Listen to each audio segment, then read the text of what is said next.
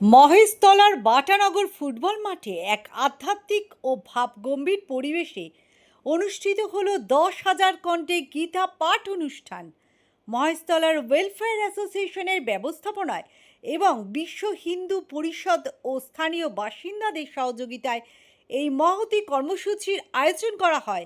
সমাজে তথা বিশ্বজুড়ে শান্তি ও সংহতি প্রতিষ্ঠার মূল উদ্দেশ্য নিয়ে আয়োজিত এই ধর্মীয় সমাবেশে প্রধান অতিথি ও বিশিষ্ট ব্যক্তিত্ব হিসাবে উপস্থিত ছিলেন সভাপতি স্বামী প্রদীপ্তানন্দ মহারাজ, কার্তিক মহারাজ, কার্যনির্বাহী সম্পাদক নির্গুণানন্দ ব্রহ্মচারী মহারাজ এবং আবাহক সুমন ভট্টাচার্য। হাজার হাজার ভক্তের সমাবেতে গীতা পাঠ ও সুরের মূর্ছনায় সমগ্র বাটানগর এলাকা মুখরিত হয়ে ওঠে। আয়োজকদের পক্ষ থেকে জানানো হয়, শ্রীমদ্ ভগবদ্গীতার মহান বাণী সাধারণ মানুষের কাছে পৌঁছে দেওয়া এবং সমাজের নৈতিক ও মানবিক মূল্যবোধ সুদৃঢ় করাই ছিল এই সুবিশাল আয়োজনের মূল লক্ষ্য। স্থানীয় বাসিন্দা ও দূর দূরান্ত থেকে আসা পুণ্যার্থীদের স্বতঃস্ফূর্ত অংশগ্রহণে পুরো অনুষ্ঠানটি অভূতপূর্ব সাফল্য লাভ করে।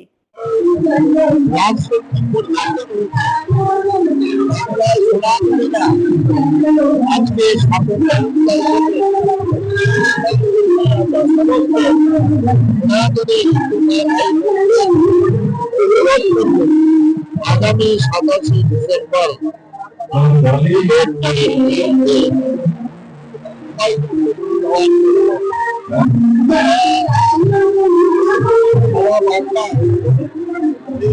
অবস্থা হয়েছিল, সেই অবস্থার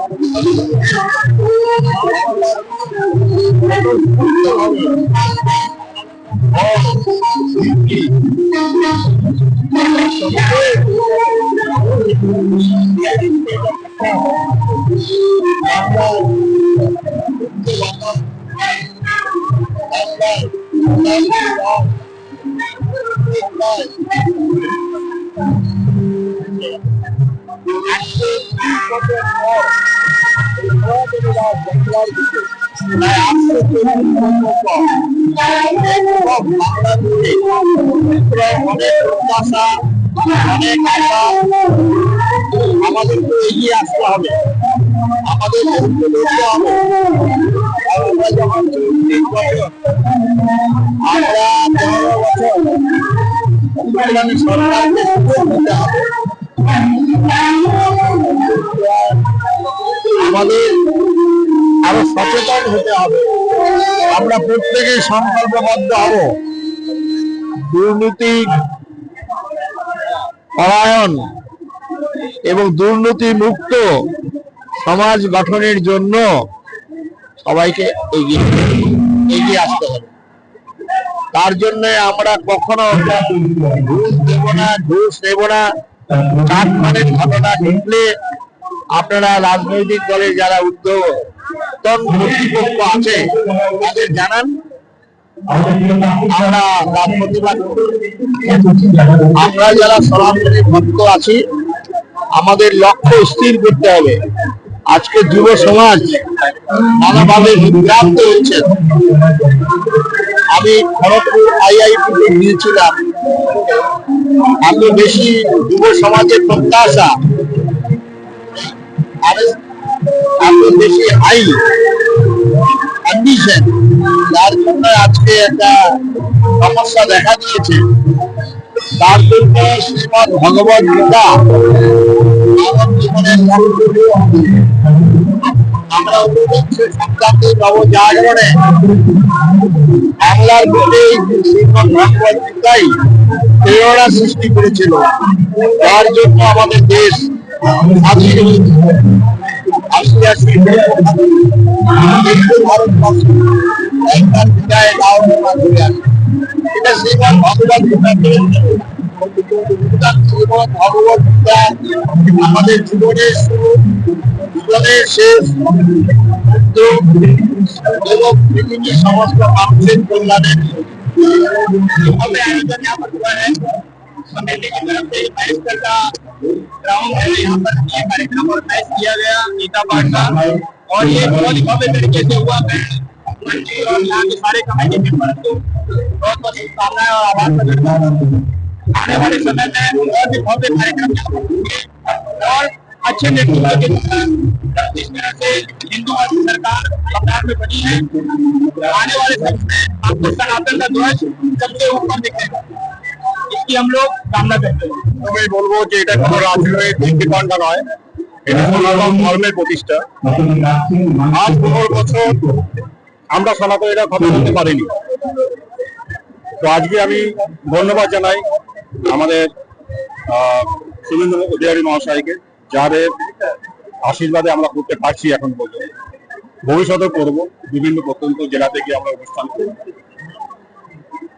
মানে ঐক্য সম্প্রীতি এগুলো পৌঁছে দেওয়া, এটাই সনাতন ধর্মের কাজ, আর কিছু না। এখানে কোনো রাজনৈতিক কোনো চর্চা নেই, কোনো বিতর্ক নেই।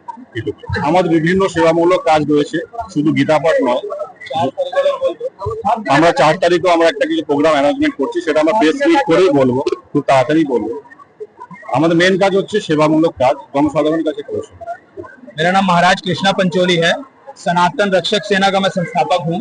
हम लोग भारत में कई राज्यों में काम कर रहे हैं सनातन के ध्वज को ऊपर करने के लिए, और हमारा जो लक्ष्य है वो संपूर्ण हिंदू राष्ट्र और गौ हत्या पर पूर्ण प्रतिबंध लगाना, ये हमारा सर्वोपरि उद्देश्य है, जिसको लेकर के हम लोग लड़ाई लड़ते आ रहे हैं और आगे भी लड़ते रहे। हम लोग किसी भी जात पात से रिलेटेड कोई हमारा लक्ष्य नहीं है।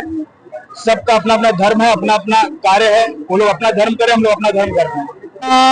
মানে ভগবান কৃষ্ণের কাছে আমরা প্রার্থনা করেছিলাম, আমাদের একটা প্রাকৃতিক দুর্যোগের সম্ভাবনা ছিল।